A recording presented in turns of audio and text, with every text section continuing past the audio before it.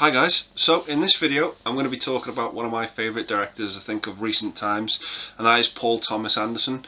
I recently was lucky enough to go and see Licorice Pizza at the cinema, and I had an absolutely phenomenal time with that movie. One of my favourite movies of 2021. I thought it was absolutely fantastic, and I highly recommend that everyone go and see that movie if it's showing in a cinema near you, because it was absolutely brilliant. But after seeing Licorice Pizza, I thought I'm going to try and talk about some of his movies that I've seen and that I really enjoy.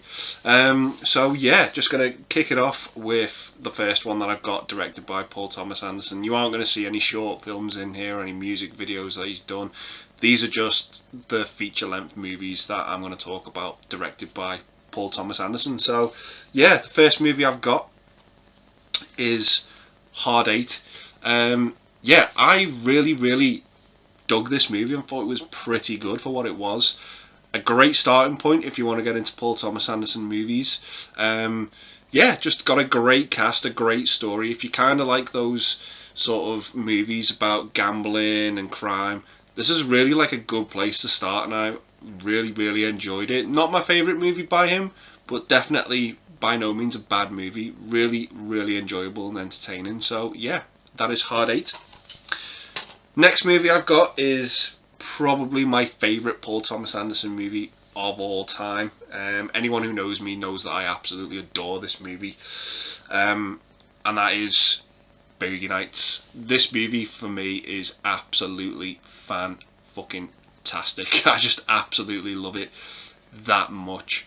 One of the best movies I've ever seen that I've gone into blind, knowing nothing about, and I probably suggest if you're going to approach this movie, do as little research on it as possible and just go into it. I originally had it on DVD and I loved the movie that much I upgraded it to Blu-ray. Just an absolutely fantastic ensemble movie. My takeaway from this movie, it is pretty much based on the porn industry in the 70s and the 80s, but what works for me is the characters in this movie. And what I took from the movie was these characters cannot function in the real world without the porn industry. They need it to survive, and if they don't have it, they absolutely crumble and just cannot function without it. Yeah, the cast in this movie, there are too many names to mention. Thomas Jane, Mark Wahlberg, John C. Reilly, Heather Graham, Burt Reynolds, Julianne Moore.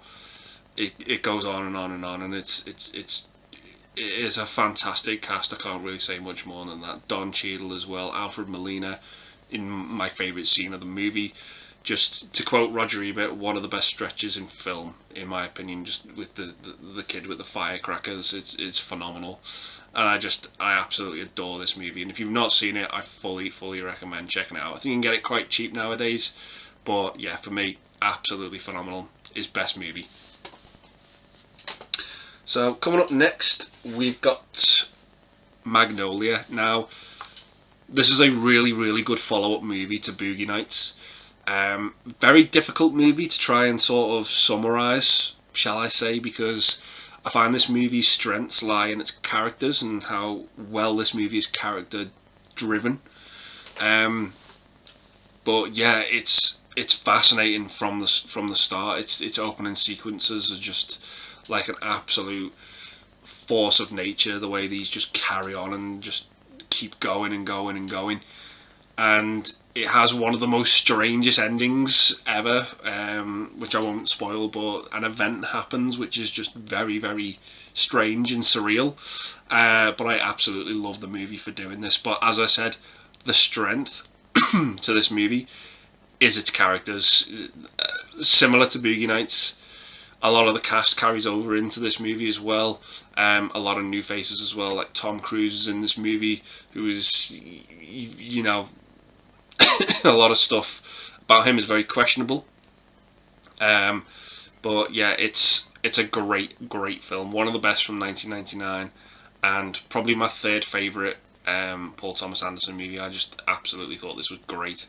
So yeah, that is Magnolia. Next movie we've got is Punch Drunk Love, starring Adam Sandler and Emily Watson. So This for me was a bit of a strange one. I think I watched this movie and didn't realise it was directed by Paul Thomas Anderson at the time, because I think what was mainly the main draw for me was the fact that Adam Sandler was in this movie, and a lot of Adam Sandler movies at the time were, quite successful comedies like The Wedding Singer and Happy Gilmore, Billy Madison, and this movie couldn't be further from those mentioned titles.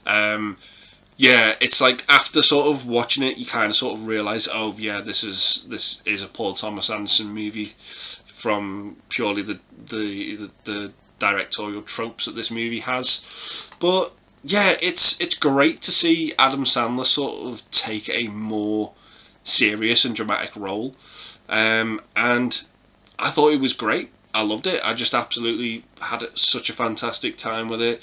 It's a great drama. As I said, it's great to see Sandler do something different and break away from his comfort zone. And yeah, just thought it was really, really good. Great romantic drama, and I recommend it. So that is, yeah, Punch Drunk Love. So coming up next, we have There Will Be Blood, with Daniel Day-Lewis. Yeah, this is another great movie for me. This is a 10 out of 10 fantastic film.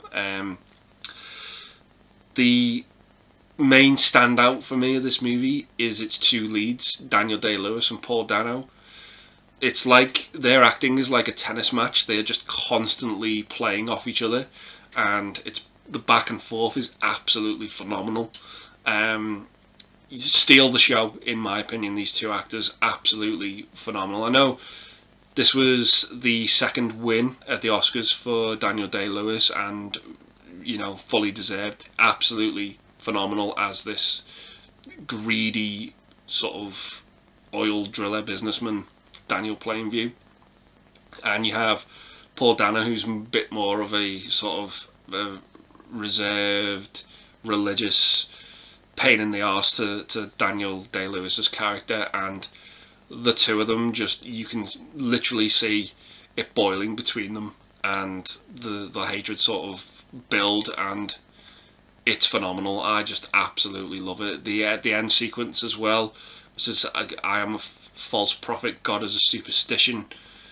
All of that is just fantastic drama, and I just absolutely love this movie, and its performances are its strong point in my opinion. But it's a great movie directed by Paul Thomas Anderson.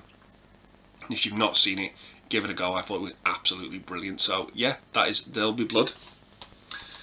So coming up next, we have The Master. This for me was not, it didn't really do it for me, this movie, shall I say. It wasn't one of my favourite Paul Thomas Anderson movies. I feel as if there was something missing from this movie that was stopping it from being great, in my opinion. Well, I thought Joaquin Phoenix was great. Philip Seymour Hoffman, who is pretty much a Paul Thomas Anderson staple actor to go to, is great. Sadly he's passed away now, so anything he's in I just absolutely cherish now that he's great in. But yeah, there was just something about the movie that was just missing for me, and maybe I need to give it a rewatch, but I can't quite put my finger on it. There was just something about this movie that didn't quite click for me. But that's just me, and that's just my opinion. You might feel differently about this film, but yeah, for me, it's still, it's not to take away from the movie. It is still a good one, but I don't know. Just after seeing the likes of Boogie Nights, Magnolia, and There'll Be Blood, this just didn't live up to those movies for me, unfortunately. But it's still a good film. Not to take away from it. But yeah, that's The Master anyway. Good, but just wasn't quite for me. So coming up next, we have Inherent Vice, another Joaquin Phoenix movie. Yeah, same as The Master for me. This is a good movie. It's not a great one. There's just something about this movie that is missing again. I don't know what it was about The Master and Inherent Vice. I just couldn't really get into these two movies. I don't know what it was. Maybe I need to give it another rewatch and get into it. But like I said about The Master, it echoes over to this film as well. I just couldn't get into it. Not to take away from it though, this movie still does have its merits. I think Joaquin Phoenix does give a great performance in this movie, but it's just one I couldn't get into. And yeah, it's just not one of my favourites. It's probably, in my opinion, Paul Thomas Anderson's worst movie, but that does not mean it's a train wreck. That's not what I'm saying about this film at all. It's still good, it still has its merits, but like The Master, it just wasn't for me. So yeah, that is Inherent Vice. So the final film I have, directed by Paul Thomas Anderson, is, funnily enough as well, Daniel Day-Lewis's last movie before he retired from acting, and that is Phantom Thread. This was a return to form for me after watching Inherent Vice and The Master. I absolutely loved and adored this movie and thought it was absolutely fantastic. Now, the premise to this movie might put some people off. You know, they could find it boring. Daniel Day-Lewis plays this sort of fashion dress designer. You know, that, to me anyway, that doesn't really hook me, shall I say. But what worked for me was his performance. He's absolutely brilliant in this film. There were some scenes in this film that actually quite scared me. I thought it would play like a horror film where he's in bed and he sees his mother standing in the side of the room. I thought this is actually quite creepy.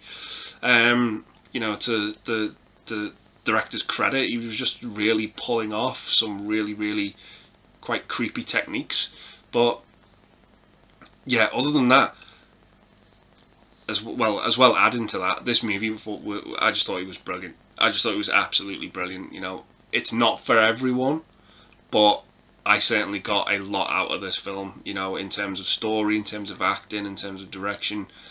I just had a brilliant time with it overall. Not one that I'm going to rewatch quite a lot, but from a technical standpoint, I absolutely respect this film and just thought it was absolutely brilliant.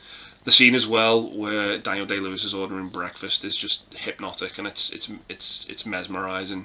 You're so interested in just this guy ordering sausage and toast. It's insane the way it draws you in.